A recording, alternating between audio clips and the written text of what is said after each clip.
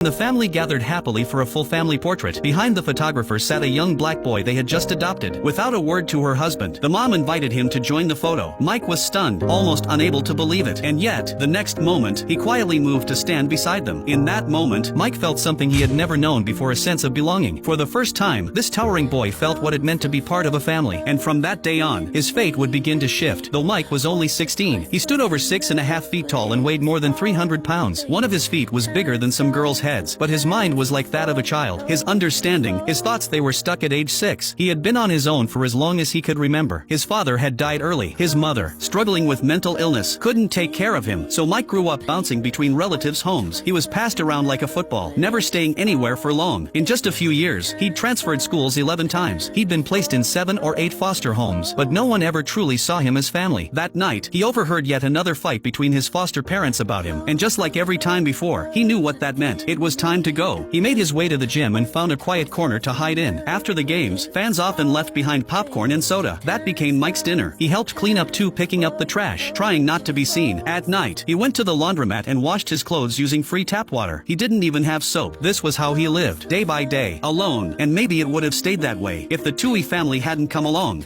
It's freezing. What's his name again?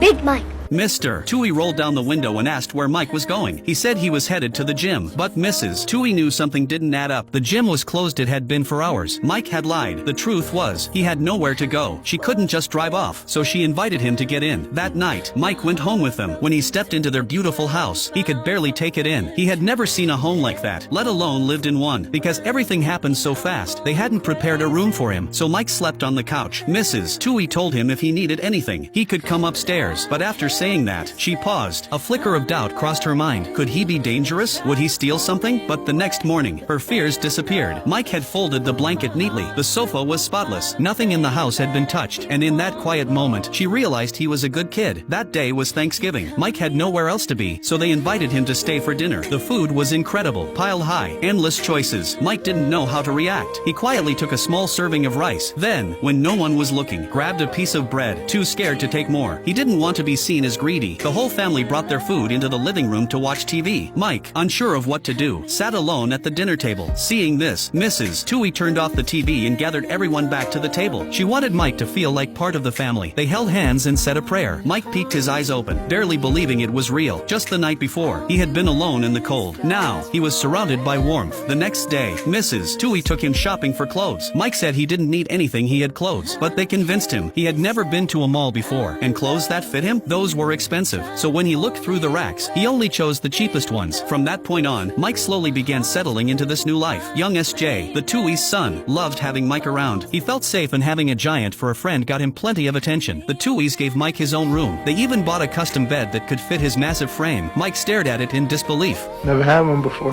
What, a room to yourself? A bed.